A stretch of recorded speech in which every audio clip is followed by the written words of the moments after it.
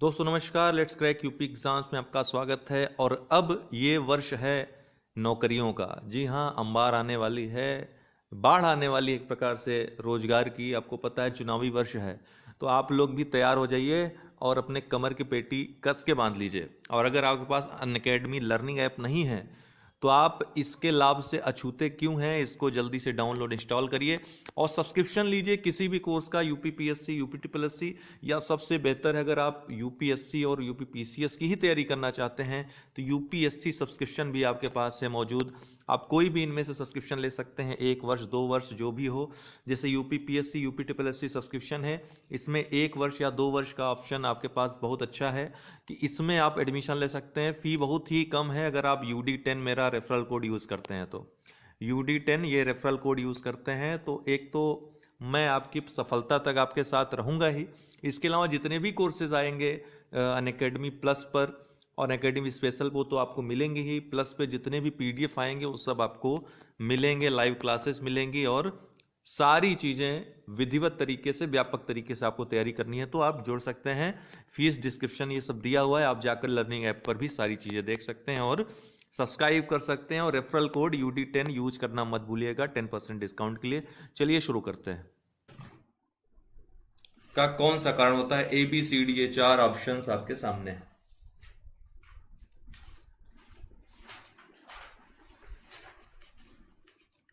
किसी ने उत्तर दिया क्या? गलत उत्तर है। अनुराग जी, गलत उत्तर आपने दिया है। सही उत्तर देखते कौन देता है।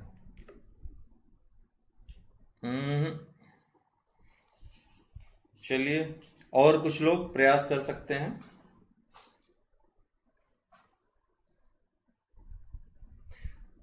ओके, ललित जी आपने अब सही उत्तर दिया है।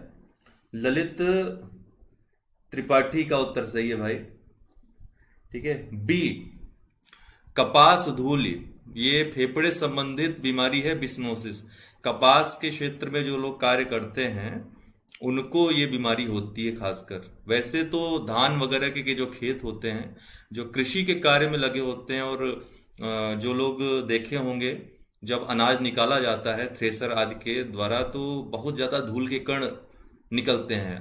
अगर आप उसमें निकलें तो आपके फेफड़े में जलन होने लगती है, कड़ा कड़ा लगने लगता है, गले में भी प्रॉब्लम होती है। तो ये इससे अगर इस कंडीशन में आप कार्य करें लगभग 1 महीने या कई दिनों तक तो आपको बिस्नोसिस रोग होने के चांसेस होते हैं। तो मुख्यतः कपास उद्योग में लगे कपास के से संबंधित जो क्षेत्र हैं उससे जो लोग जुड़े होते हैं, मजदूर जुड़े होते हैं, उनमें बिस्नोसिस नामक रोग पाया जाता है। तो इसका जो उत्तर होगा बी होगा।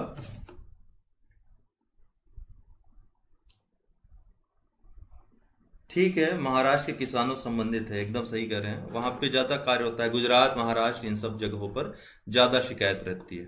ओके।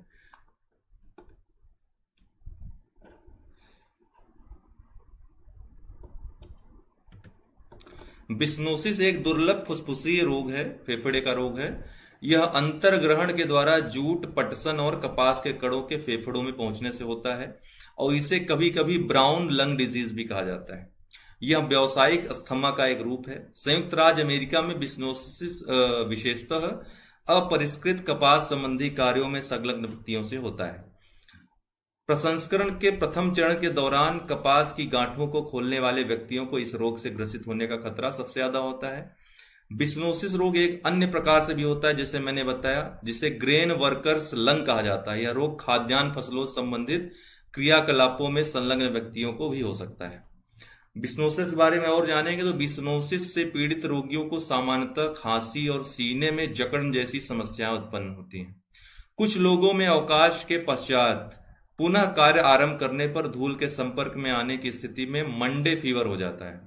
इस रोग से संबंधित, तो मंडे फीवर इसी से संबंधित है। इस रोग से संबंधित लक्षणों में सप्ताह भर के दौरान सुधार हो जाता है तथा लोगों का इस रोग को उत्पन्न करने वाली गतिविधियों से संपर्क समाप्त हो जाने की स्थिति में, अर्थात उन गतिविधियों से अगर आप अलग हो जाएं तो ये अपने आप भी सही हो सकता है। हालांकि निरंतर संपर्क की स्थिति में स्थायी क्षति और श्वास लेने में कठिनाई हो सकती है और फेफड़े संबंधी गंभीर रोग भी इससे हो सकते हैं। अगला प्रश्न है बायो माइनिंग क्या है? ये 4 ऑप्शन है। बायोमाइनिंग। बायोमाइनिंग क्या है? ऑप्शन मैं पढ़ूंगा नहीं क्योंकि ऑप्शन पढ़ने में काफी कंफ्यूजन हो जाती है आपको। तो ऑप्शन आपके सामने है, 5 सेकंड का समय है, और आप बताइए कि बायोमाइनिंग है क्या।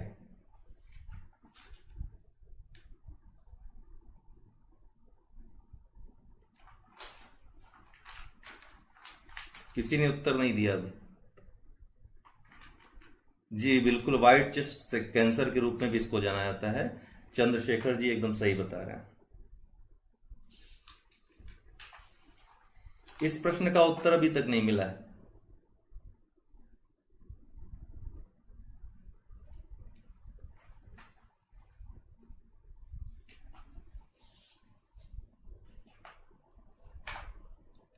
यस बिल्कुल सही, सब सही उत्तर दे रहे हैं इसका।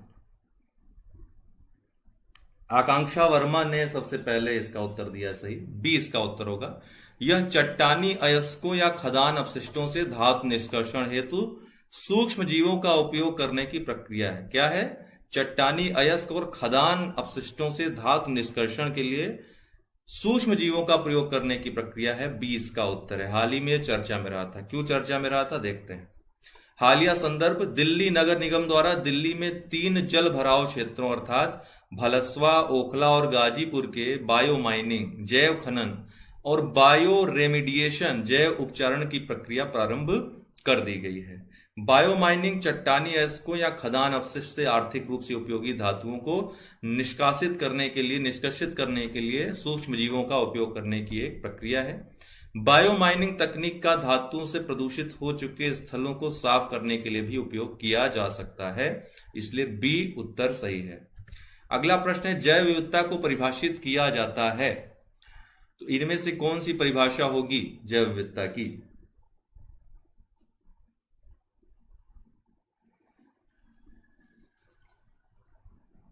कृपया अपने उत्तर दें। जैव विविधता को परिभाषित किया जाता है,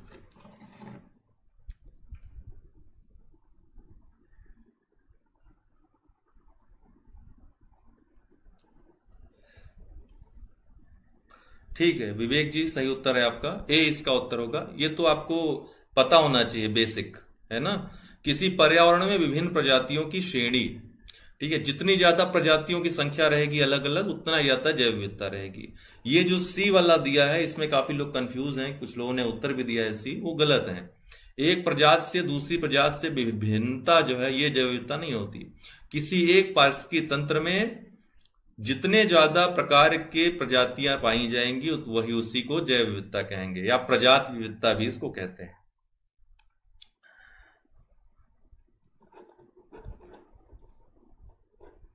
ओके नेक्स्ट,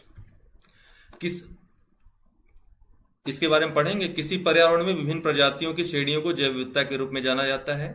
पर्यावरण में जातियां कई समुदायों में संगठित रहती हैं एवं ये समुदाय एक पारितंत्र में पाए जाते हैं। इसके आधार पर जैव विविधता का मापन किया जाता है।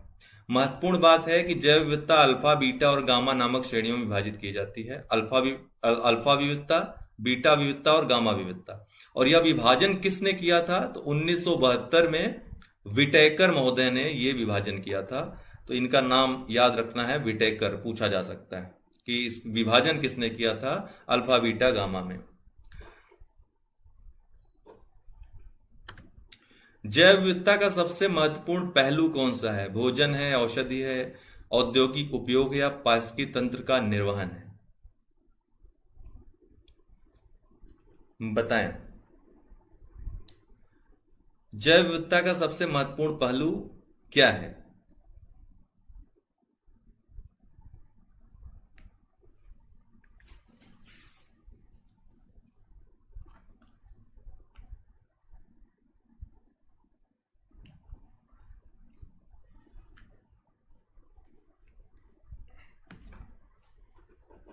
दरअसल मेरा मोबाइल जो है डिस्कनेक्ट हो गया, इसमें नेट समाप्त हो गया, तो अपडेट हो रहा है। आप लोगों ने उत्तर दे दिया होगा। पारिस्थितिकी तंत्र का निर्वहन, ये मुख्यतः, ये सबसे प्रमुख पहलू है, पारिस्थितिकी तंत्र का निर्वहन। ओके, जैव विविधता का सबसे महत्वपूर्ण पहलू पारिस्थितिकी तंत्र का निर्वहन है। यह कार्य विभिन्न स्तरों पर किया जाता है। जैव विविधता आनुवांशिक, जाति और समुदाय व पारितंत्र के स्तर पर विभिन्न प्रकार के कार्य करके पारिस्थितिकी तंत्र का निर्वहन करती है। तो ये महत्वपूर्ण सबसे यही पहलू होता है। निम्नलिखित में से किसने सर्वप्रथम बायोडायवर्सिटी शब्द का प्रयोग किया था? ये तो हमने एक वीडियो में बताया भी था, इस पर चर्चा भी की थी। किसने सबसे पहले बायोडायवर्सिटी शब्द का प्रयोग किया था?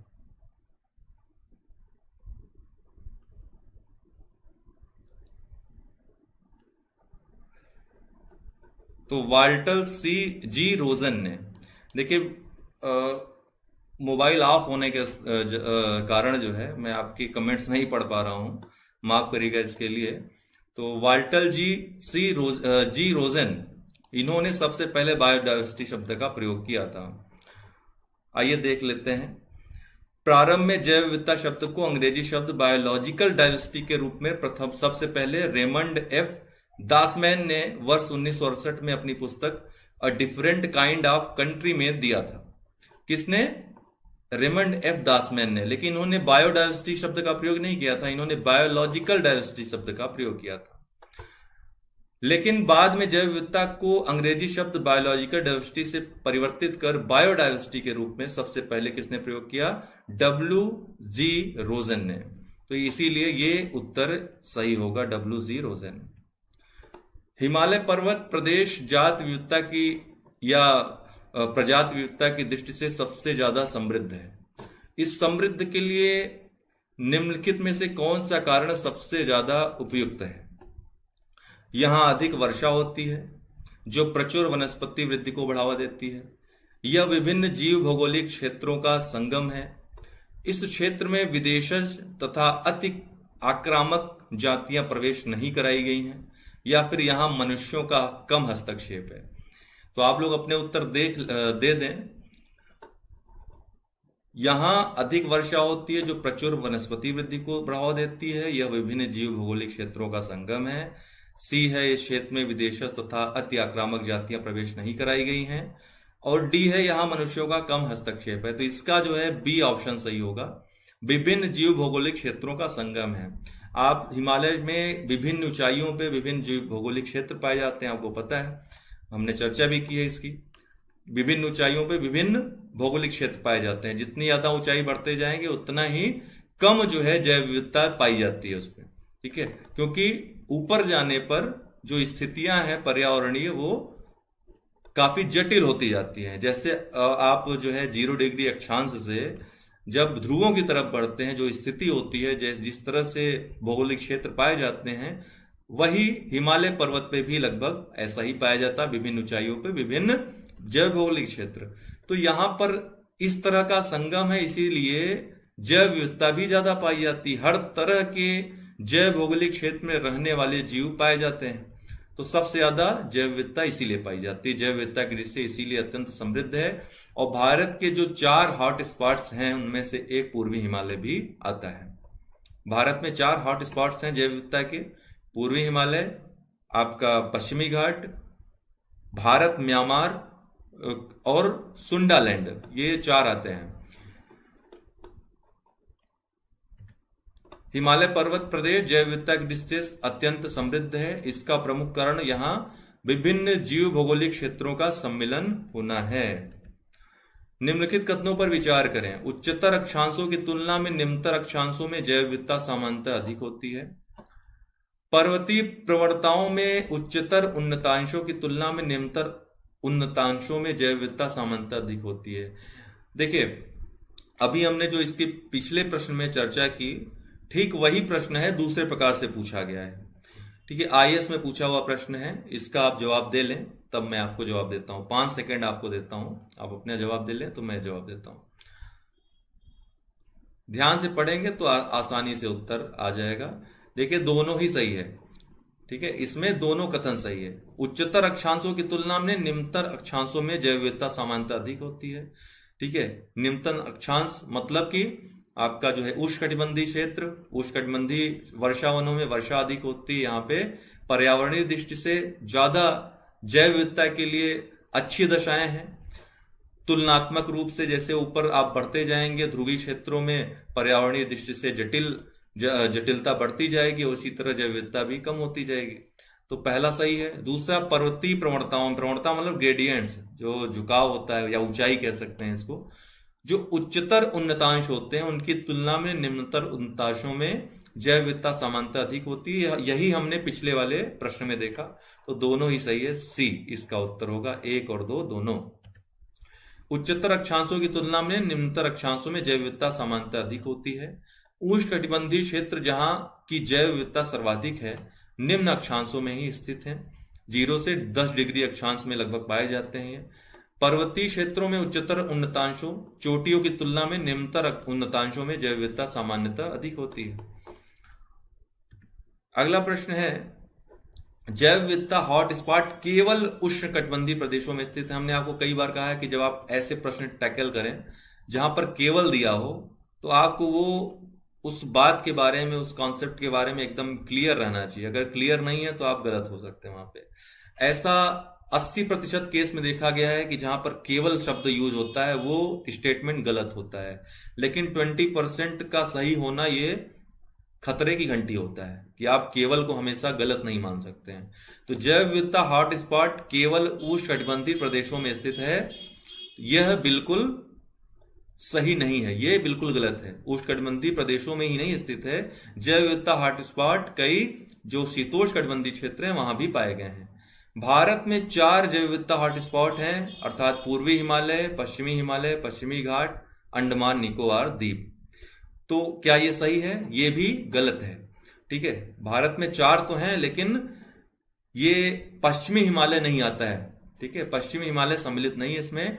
और अंडमान निकोबार द्वीप समूह ये सुंडालैंड का ये जो चौथा है उसका भाग है, तो ये तो सही है, लेकिन पश्चिमी हिमालय गलत है।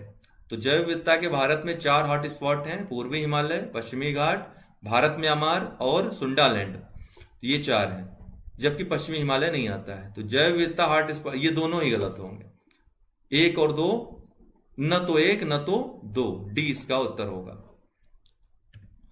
जैव विविधता हॉटस्पॉट केवल उष्णकटिबंधीय प्रदेशों में ही नहीं बल्कि उच्च अक्षांशीय प्रदेशों में भी पाए जाते हैं जहां पे ऐसी स्थितियां विद्यमान हो। भारत में 4 जैव विविधता हॉटस्पॉट स्थल हैं। ये हॉटस्पॉट हैं पूर्वी हिमालय, पश्चिमी घाट, म्यांमार भारत सीमा और सुंडालैंड। अंडमान निकोबार द्वीप समूह जो है म्यांमार भारत सीमा तथा सुंडालैंड का ही एक भाग है, इसलिए ये तो सही हो सकता है, लेकिन पश्चिमी घाट बिल्कुल गलत है। पश्चिमी हिमालय वो हॉटस्पॉट में नहीं आता है। जैव विविधता के नाश का कारण है। जैव विविधता के नाश का क्या कारण है?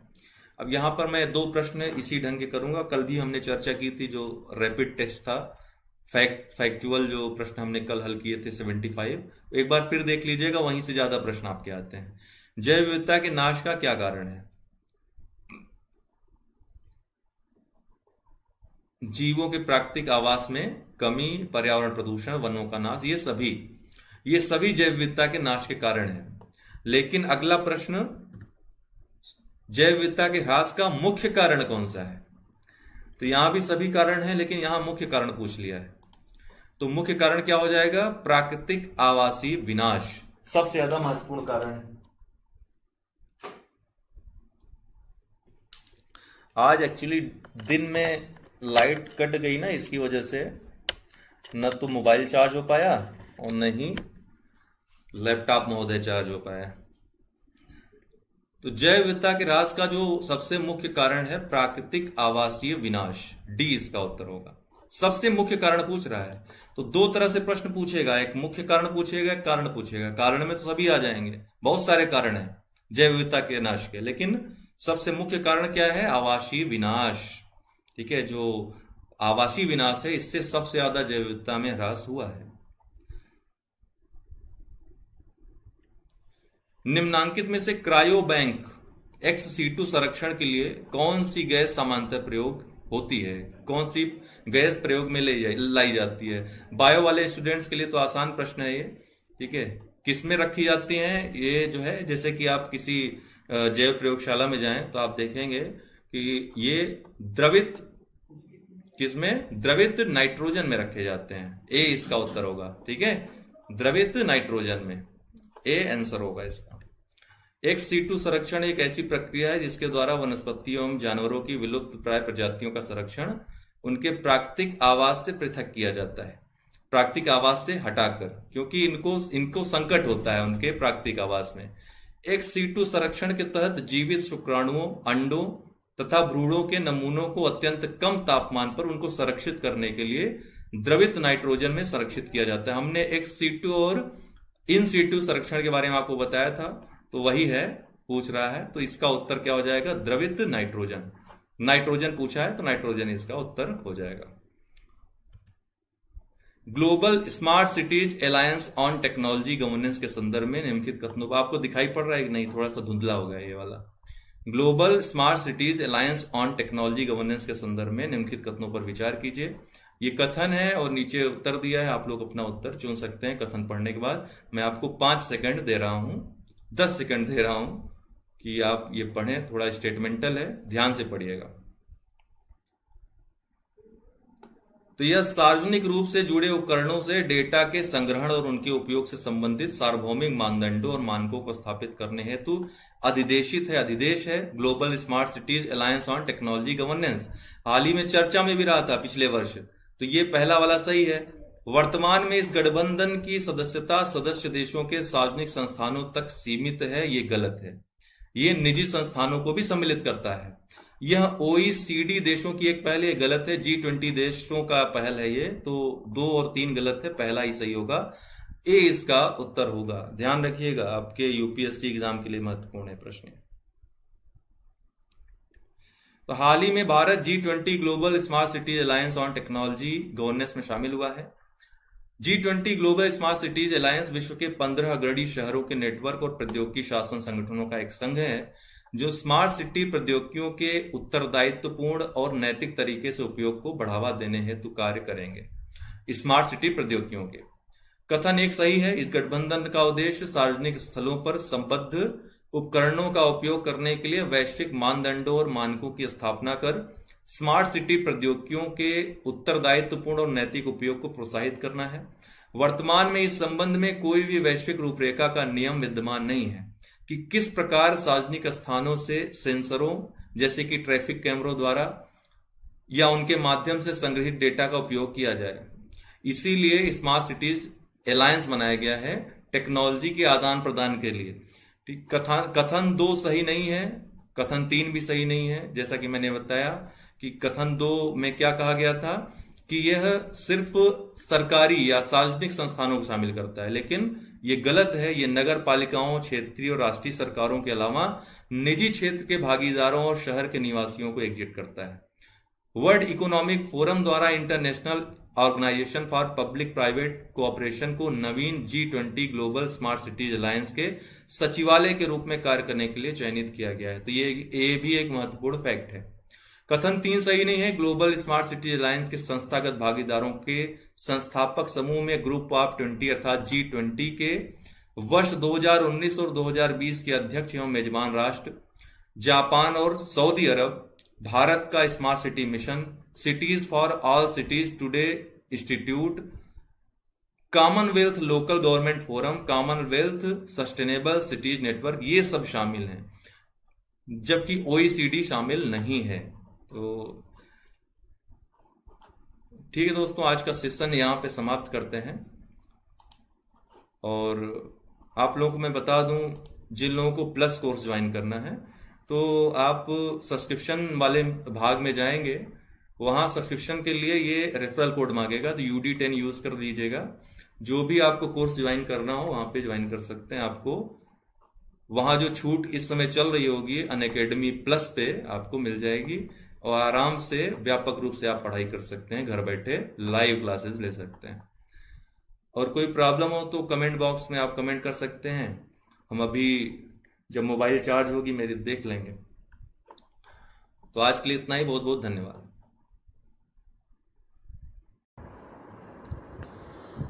दोस्तों नमस्कार, मैं उत्कर्ष द्विवेदी स्वागत करता हूं आपका लेट्स क्रैक यूपी एग्ज़ाम्स में।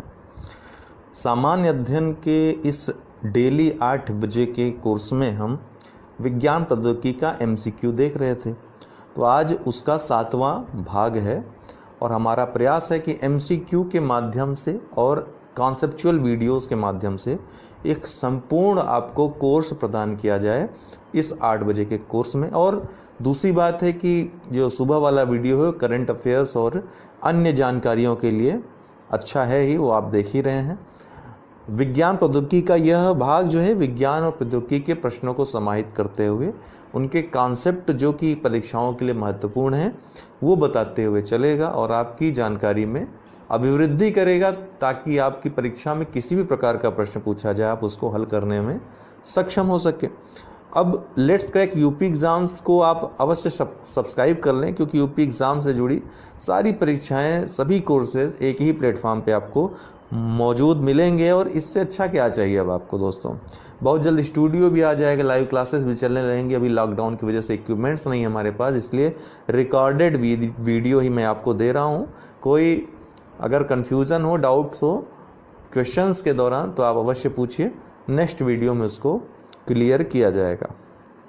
अब यहाँ पर प्रश्न है निम्नलिखित कथनों पर विचार। कथन कारण है और 4 ऑप्शन आपको दिए हैं। इस तरह के सवाल बहुत आते हैं, तो गंभीर चिंतन और गंभीर आपको अगर कॉन्सेप्ट की सही जानकारी है तभी ये प्रश्न आप सॉल्व करिए, क्योंकि अक्सर आपका गलत हो जाता है अगर आप कॉन्सेप्ट नहीं सही से पकड़े हैं। तो यहाँ पे दिया है कि 800 डिग्री सेल्सियस से ऊंचे ताप पूर्ण विकिरण उत्तापमापी से मापे जाते हैं।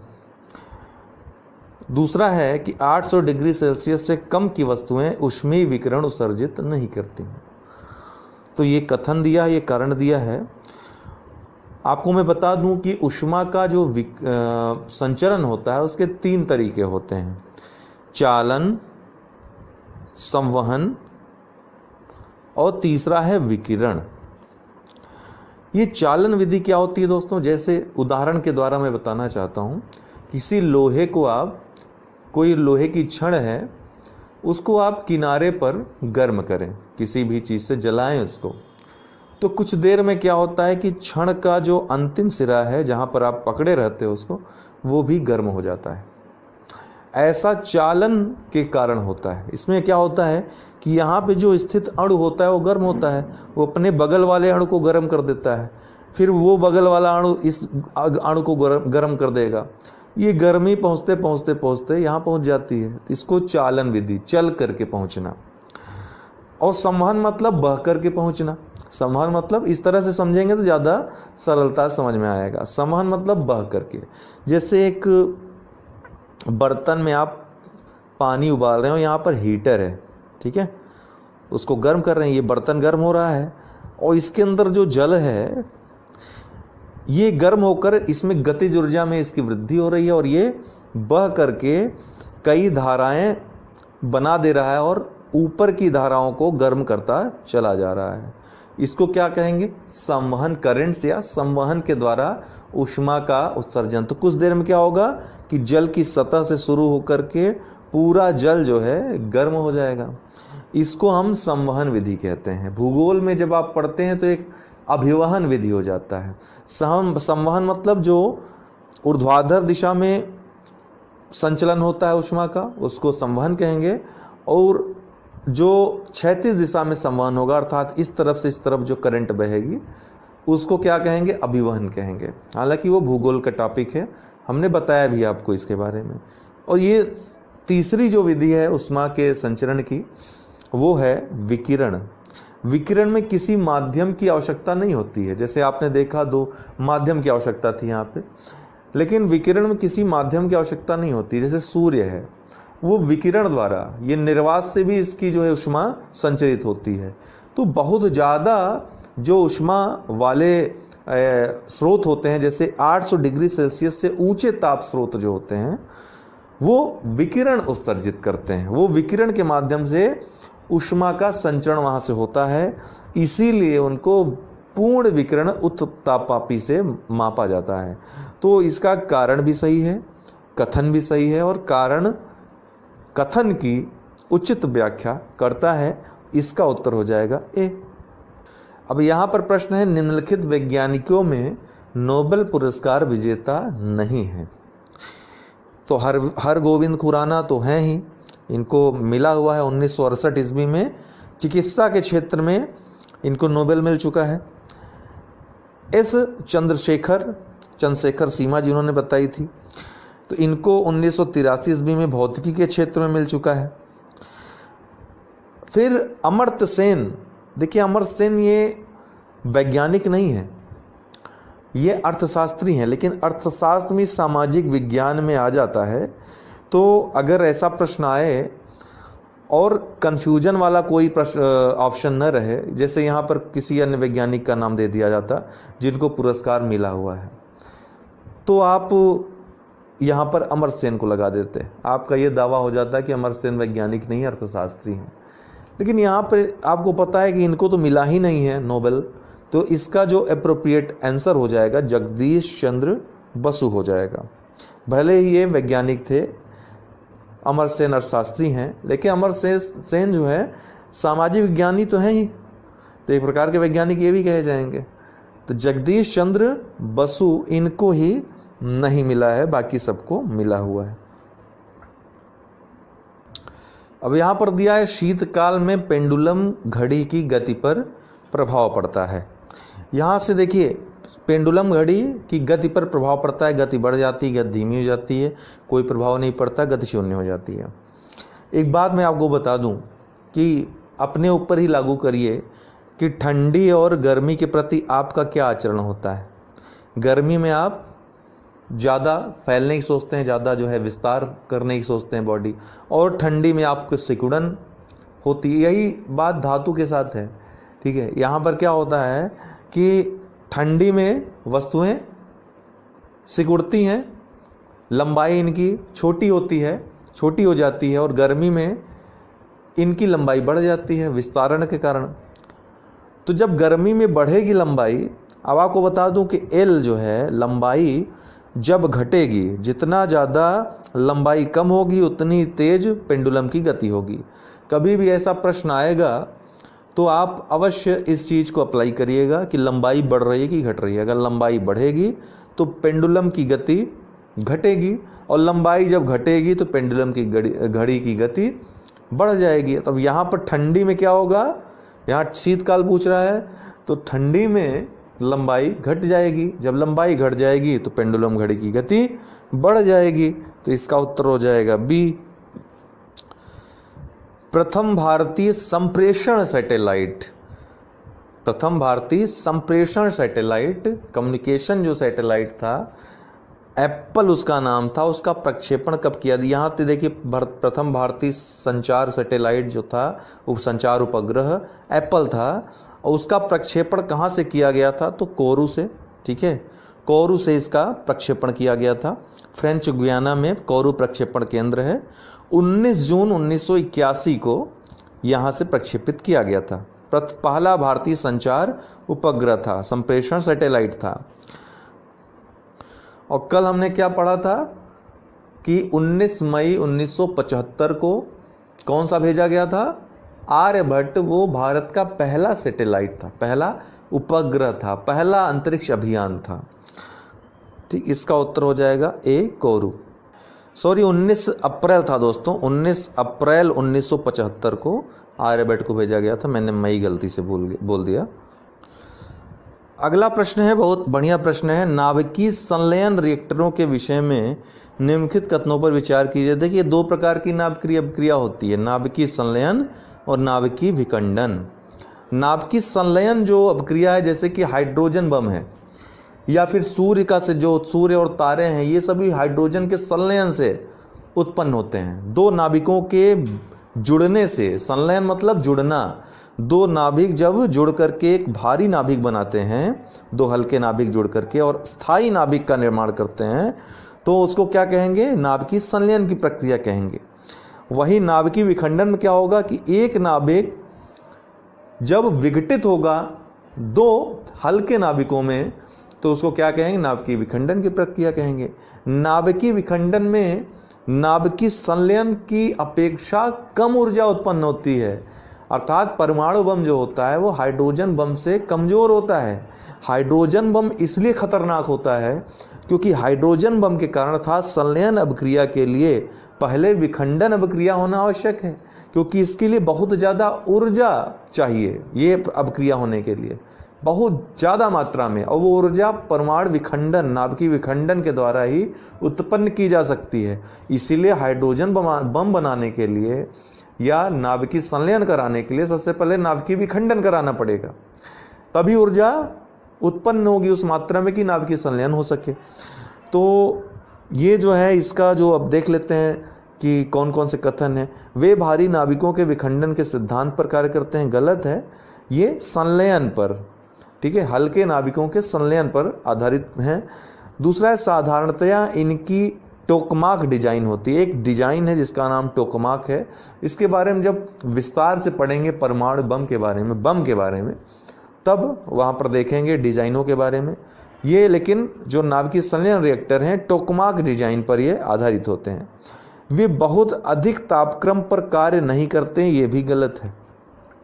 तो पहला और तीसरा गलत है, दूसरा सही है। पूछ रहा है सही कथन कौन सा है, तो केवल 2, 20 का उत्तर हो जाएगा।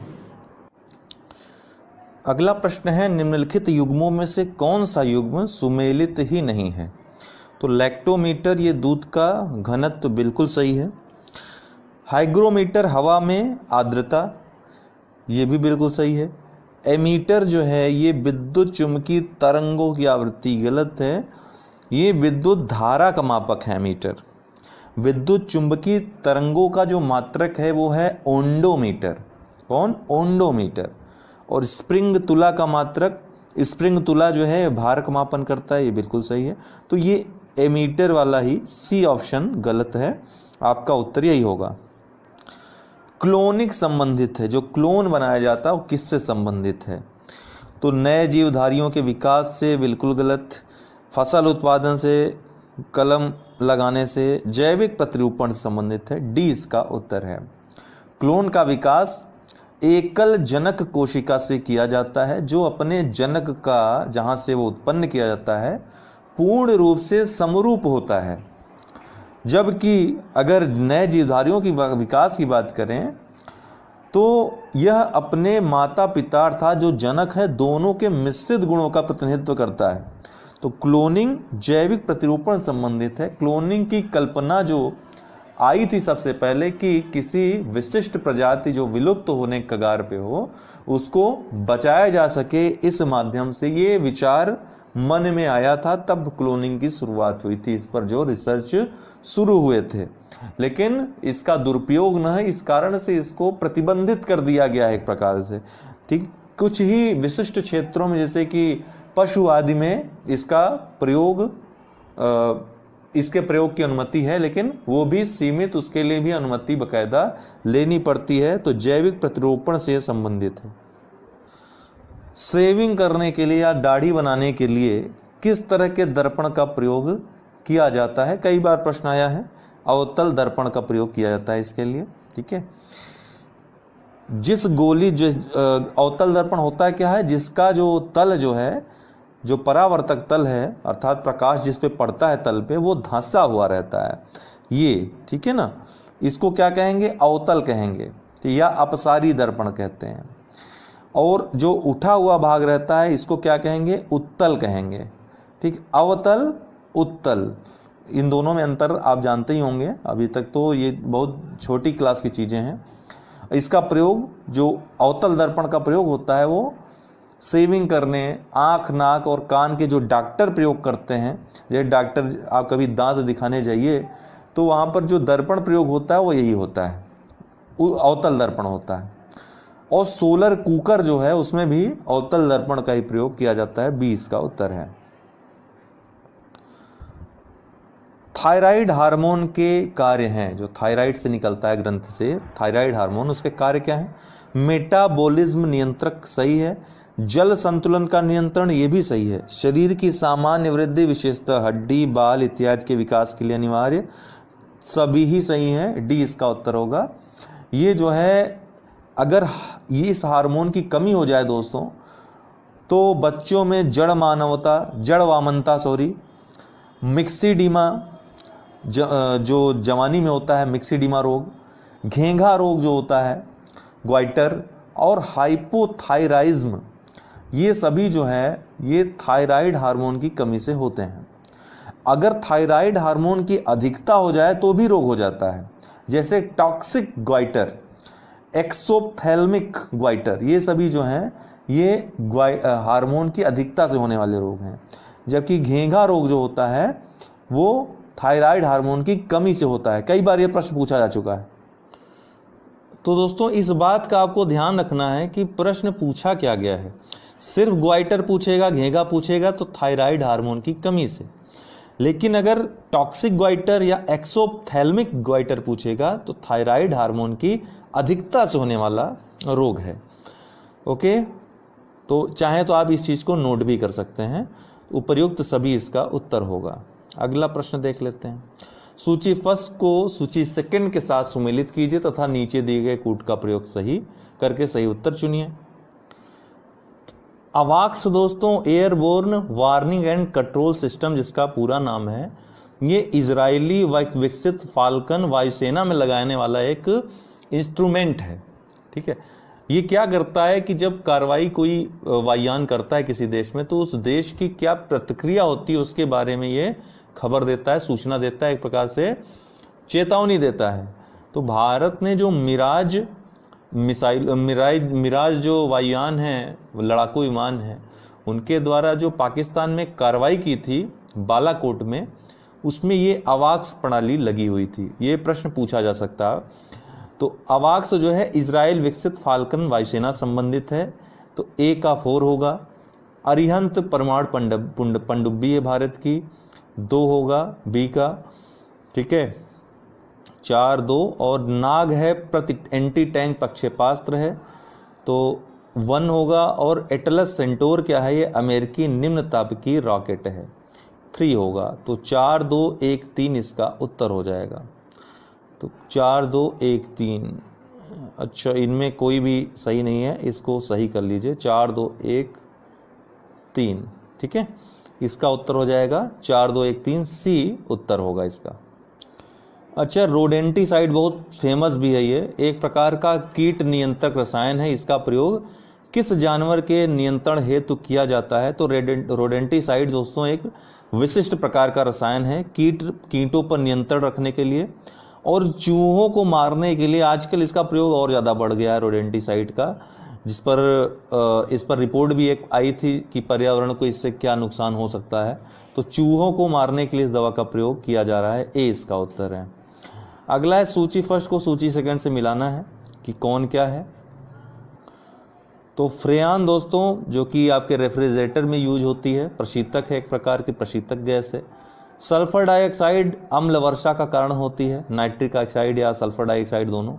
टेट्रा एथिल लेड ये एंटी नॉक एजेंट होता है। ठीक है, टेट्रा एथिल लेड तो एंटी नॉक एजेंट है, नॉकिंग को कम करने के लिए इसका प्रयोग किया जाता है, पेट्रोल आदि में मिलाया जाता है।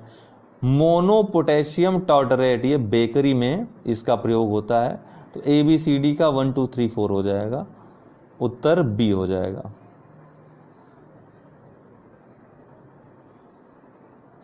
निम्नलिखित में से कौन सा पौधा कीटभक्षी पौधे के रूप में जाना जाता है? तो घटपर्णी है, ये कीटभक्षी अपना जो नाइट्रोजन की कमी को दूर करने के लिए ऐसा करता है। घटपर्णी मांसाहारी कीटभक्षी पौधा है जो कि अल्प खनिज और अम्लीय मृदा में उगता है, जहां पर नाइट्रोजन की कमी होती है। नाइट्रोजन की कमी को पूरा करने के लिए क्या करता है, कीटों को ये अपना आहार बनाता है। वहीं पलाश को जंगल की आग कहा जाता है, याद रखिएगा, पलाश को जंगल की आग कहा जाता है। कमेंट बॉक्स में कमेंट करिए कि पलाश किस प्रदेश का राज्य पुष्प है। ठीक है, ये आप बताइएगा, पलाश का फूल किस प्रदेश का राष्ट्रीय पुष्प है। ये प्रश्न पूछा गया यूपी SSSC में आपके, यदि किसी उभयलिंगी पुष्प में जायांग और पुमांग अलग अलग समय पर परिपक्व हों तो इस अवस्था को क्या कहते हैं? जब किसी उभयलिंगी पुष्प में जायांग और पुमंग अलग अलग समय पर परिपक्व होते हैं तो इस अवस्था को डिकोगेमी कहते हैं। ठीक है, डिकोगेमी अवस्था में उभयलिंगी पुष्प में जायांग और पुमंग अलग अलग समय पर परिपक्व होते हैं। जबकि जो हरकोगेमी अवस्था होती है, इसमें क्या होता है कि पुरुष और मादा का स्थानिक अलगाव होता है। इसमें पुरुष और मादा जो अंग हैं वो अब इस अवस्था में अलग अलग हो जाते हैं। ठीक है, हरकोगेमी में ये दोनों ही पूछे गए, इसलिए हमने दोनों का बता दिया यहाँ पे। और अगर आपने लर्निंग ऐप अभी तक डाउनलोड न किया हो, अनअकैडमी लर्निंग ऐप, तो इसको डाउनलोड इंस्टॉल कर लें। यहाँ पर कोई भी विषय, किसी भी एजुकेटर को आप सर्च करेंगे, कोई टॉपिक सर्च करेंगे, आपको मिल जाएगा। आप आराम से पढ़ाई कर सकते हैं, या फिर चाहे तो सब्सक्रिप्शन लेकर के पढ़ाई कर सकते हैं। सब्सक्रिप्शन आपको 1 मंथ से लेकर के 2 साल तक के उपलब्ध हैं, अर्थात 1 साल 1 महीने से लेकर आप 2 साल तक का एडमिशन ले सकते हैं। प्रशुल्क कुछ उसमें लगेगा, जो भी सब्सक्रिप्शन चार्जेस हैं देकर पढ़ सकते हैं। हमारा रेफरल कोड अगर आप यूज़ करते हैं, रेफरल कोड है UD10 मेरा, ये यूज़ करते हैं तो किसी भी कोर्स में आपको छूट मिल जाएगी। ठीक है, तो इसको अवश्य, अगर आपको ज्वाइन करना है तो UD10 रेफरल कोड अवश्य यूज़ करिएगा। ठीक है ना। तो 12 महीने का कोर्स में जैसे 7,000 रुपये आपका लग रहा है, तो 24 महीने कोर्स में, उसी कोर्स में 9100 रुपये लगेंगे। तो आपका 2 वर्ष का जो फ़ी रहेगी वो कम पड़ रही है। तो आप चाहें तो 2 साल के लिए सब्सक्रिप्शन ले सकते हैं, पढ़ सकते हैं आराम से, तब तक आपका सिलेक्शन भी हो जाएगा कहीं ना कहीं। ठीक है, तो UD10 आप याद रखिएगा, रेफरल कोड। तो दोस्तों आज के लिए इतना ही, बहुत बहुत धन्यवाद। दोस्तों नमस्कार, स्वागत है आपका लेट्स क्रैक यूपी एग्ज़ाम्स में। और विज्ञान प्रौद्योगिकी की ये सीरीज चल रही है हम लोगों की, MCQ चल रही है। इसके बाद कॉन्सेप्चुअल जो चीज़ें हैं वो हम चलाएंगे। तो भूगोल इतिहास का हो ही चुका है, उसका प्लेलिस्ट में वीडियोज़ हैं, सारे देख लीजिए। ये डेली 8 PM करके है प्लेलिस्ट। ठीक है, डेली 8 PM। तो अभी कुछ लोगों को नहीं पता है कि ये सीरीज़ हमारी जारी है, इसलिए वो वीडियोस नहीं देख पा रहे हो। तो थंबनेल में कुछ चेंजिंग चाहिए तो वो मैं कर दूंगा, तो आप लोगों को पता चल जाएगा। इस प्लेटफॉर्म पे यूपी एग्ज़ाम से जुड़ी सारी चीज़ें आपको एक साथ मिलेंगी, इसीलिए इस प्लेटफॉर्म का उपयोग करिए अपनी सफलता के लिए। प्रश्न शुरू करेंगे। हाँ, सुबह वाला वीडियो आप देखना मत भूला करिए दोस्तों। लॉकडाउन के बाद परीक्षाओं जुड़ी खबरें तेज़ी से अब आएंगी करंट अफेयर्स के साथ, उसका भी आप उसकी भी जानकारी ले सकते हैं, परीक्षाओं जुड़ी भी। तो निम्नलिखित में से कौन सा एंजाइम ग्लूकोज को इथेनॉल में परिवर्तन करने के लिए प्रेरित करता है या परिवर्तित करता है? कौन सा एंजाइम ग्लूकोज को? तो जाइमेज एंजाइम है उसका नाम, याद रखिएगा। माल्टेज तो माल्टोज को ग्लूकोज में परिवर्तित करता है, वहीं जाइमेज जो है वो ग्लूकोज को इथेनॉल में परिवर्तित करता है। अभी आगे एक प्रश्न में और भी हम डिटेल में देखेंगे। फिलहाल इसका जो उत्तर होगा C। आपको जो डाउट रहा करे दोस्तों वो कमेंट बॉक्स पूछ लिया करिए। अभी रिकॉर्डेड वीडियोज़ आ रहे हैं, बाद में लाइव वीडियोज़ आएंगे तो उसमें दिक्कत नहीं होगी, आपके प्रश्नों का त्वरित उत्तर देने का प्रयास उससे किया जाएगा। मानव शरीर में स्थित पुच्छ निम्नलिखित में से किस संरचना से संलग्न होता है? जो अपेंडिक्स है वो किससे संबंधित होता है? देखिए, वृहद आंत और छोटी आंत जहाँ पे मिलते हैं वहीं पर आप देखेंगे कि वृहद आंत का जो एक भाग है वृहद आंत में, जिसको सीकम बोलते हैं, उस सीकम से ही ये जुड़ा होता है अपेंडिक्स। तो ये अवशेषी अंग एक प्रकार का होता है, इसका कोई कार्य होता नहीं है। इसको यदि निकाल भी लिया जाए तो कोई फर्क नहीं पड़ने वाला है आपको। तो अपेंडिक्स अक्सर इसमें जब सड़न उत्पन्न हो जाती है किसी कारणवश, तो अपेंडिक्स का ऑपरेशन लोगों का होता है। तो अपेंडिक्स एक रोग नहीं है, याद रखिएगा। अपेंडिक्स में जब सड़न उत्पन्न हो जाती है, ठीक है, तब उसको काट के निकाल लिया जाता है। ये एक प्रकार का अवशेषी अंग है। तो वृहद आंत का भाग होता है, वृहद आंत से जुड़ा होता है। D इसका उत्तर होगा। हृदय वाहिका तंत्र की, देखिए अब यहाँ पर एक लक्षण दिया है किसी रोग का। रोग के लक्षण तो आप जरूर पढ़ लें, तो रोग के लिए एक अलग वीडियो बनाना पड़ेगा। तो आप चाहते हैं तो हाँ कर दीजिए, तो रोग के लिए एक अलग वीडियो बना देते हैं। प्रत्येक रोग के लक्षण, उसके उपचार, क्या क्या खोजें हुई हैं, ठीक है, किस किस अंग को प्रभावित करता है, ये सब। तो हृदय वाहिका तंत्र की क्रियाविधि असंतुलित हो जाना तथा रोगी को नींद न आना, चिड़चिड़ापन हो जाना, ये किस रोग का प्रमुख लक्षण है? तो ये देखिए, एक एक करके देखेंगे आपको पता चले। लकवा क्या है? लकवा में अक्सर जो मस्तिष्क की जो नसें होती हैं उनमें रक्त स्राव का जो बहाव है वो या तो अवरुद्ध हो जाता है या जितनी मात्रा में मिलना चाहिए मस्तिष्क की क्रियाविधि चलने के लिए वो मिल नहीं पाता है। तो इससे क्या होता है, ये लकवा की स्थिति उत्पन्न हो जाती है। ठीक है, तो लकवा, पैरालिसिस। दूसरा है साइजोफ्रेनिया, सीजोफ्रेनिया जिसको बोलते हैं। इसमें क्या होता है, ये भी मस्तिष्क का एक रोग है। इसमें क्या होगा कि अजीब अजीब हरकतें व्यक्ति करता है, वो काल्पनिक दुनिया में जीतता है। आप अगर उसको देखेंगे तो आपको लगेगा ऐसा कि वो किसी को देख रहा है, किसी से बातें कर रहा है, लेकिन आपकी बातें वो नहीं समझ में आ रहा है, उसको आपकी बातें नहीं समझ पा रहा है वो, न तो आपके प्रति कोई प्रतिक्रिया दे रहा है, तो वो काल्पनिक दुनिया में जीने लगता है सिजोफ्रेनिया रोग में। अपस्मार या जिसको मिर्गी कहते हैं, ये भी मस्तिष्क का एक विकार है। ठीक है, मस्तिष्क में कई प्रकार के रोग हो जाते हैं तो ये मिर्गी टाइप की बीमारियां उत्पन्न होती है, अपस्मार। अगला है न्यूरोसिस। न्यूरोसिस का ही ये लक्षण है जो आपको दिख रहा है। इसमें हृदय वाहिका तंत्र की क्रियाविधि असंतुलित हो जाती है, रोगी को नींद नहीं आता है, चिड़चिड़ापन आ जाता है, तो इसको न्यूरोसिस कहते हैं। अगला, हृदय के रक्त का संचरण करने वाली धमनियां कहलाती हैं। तो हृदय के रक्त का संचरण मतलब हृदय का रक्त, हृदय का रक्त मतलब जो शुद्ध रक्त हृदय तक पहुंचाया जाता है उनको क्या कहेंगे, हृदय धमनियां कहेंगे। और जो हृदय से रक्त फेफड़े तक पहुंचता है शुद्ध होने के लिए, वो क्या कहेंगे उसको, फुसफुस धमनियां। जो फेफड़े तक पहुंचेगी फुसफुस धमनी, जो हृदय तक पहुंचेगी वो हृदय धमनी। ये याद रहेगा, कोई दिक्कत नहीं होगी आपको कभी। अस्थि एवं दांत निर्माण हेतु निम्नलिखित में से किसकी आवश्यकता होती है। अस्थि और दांत, ये तो बड़ा आसान प्रश्न है, आप आराम से कर लेंगे। कैल्शियम और फास्फोरस। कैल्शियम का एक और उपयोग है शरीर में प्रमुख, जो रक्त का थक्का जमता है उसमें कैल्शियम का महत्वपूर्ण योगदान होता है। डी इसका उत्तर है। ठीक है, एक और इसका मैं आपको उपयोग बता रहा था शरीर में। रेड रिबन एक्सप्रेस, ये एक अभियान है, आंदोलन प्रकार का है, चलता फिरता दृश्य साधन है। किसके लिए है, तो एड्स हेतु जागरूकता के लिए। रेड रिबन आप देखते ही होंगे। ठीक है, एड्स का जहाँ जहाँ आपने प्रचार देखा होगा, रेड रिबन देखा होगा। ठीक है, इस तरह का लोग पट्टियाँ बांधते हैं अपने बाजू में, कई बार आपने क्रिकेटरों को देखा होगा। तो आपसे ये प्रश्न है मेरा आज का, कमेंट बॉक्स में कमेंट करिए कि विश्व एड्स दिवस किस दिन मनाया जाता है। ये आपको कमेंट बॉक्स में कमेंट करना है कि विश्व एड्स दिवस ये किस दिन मनाया जाता है, किस तारीख को मनाया जाता है, आप कमेंट बॉक्स में अवश्य कमेंट करें। तो ये जो है रेड रिबन एक्सप्रेस एड्स हेतु जागरूकता के लिए चलता फिरता दृश्य साधन है। अगला है, एक गिलास पानी पीने से कितनी कैलोरी मिलती है। देखिए, पानी में कैलोरी होता नहीं, कितना आप पीजिए, एक गिलास नहीं, एक पूरी नदी सुखा दीजिए पी करके, उससे कैलोरी आपको हासिल नहीं होगी, शून्य जो है कैलोरी मिलेगी। दरअसल शुद्ध जल जो होता है वो एक उदासीन पेय पदार्थ है, उदासीन है, तरल है। उदासीन मतलब इसका पीएच मान जो है 7 होता है।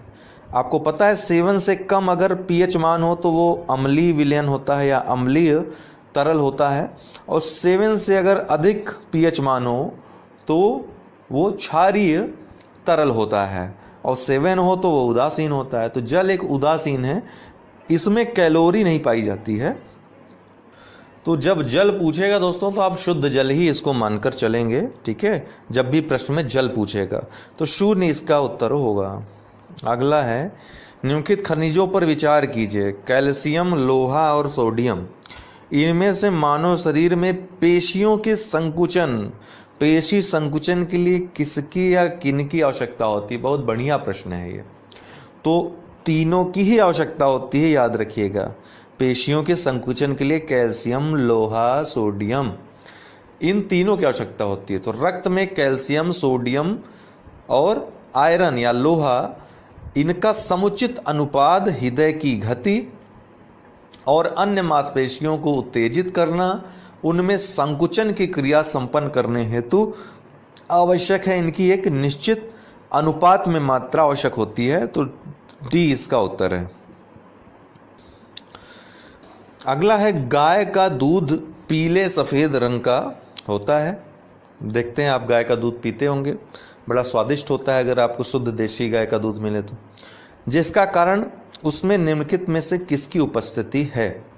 तो दूध में जो प्रोटीन पाया जाता है वो तो केसीन होता है, ये आपको पता है।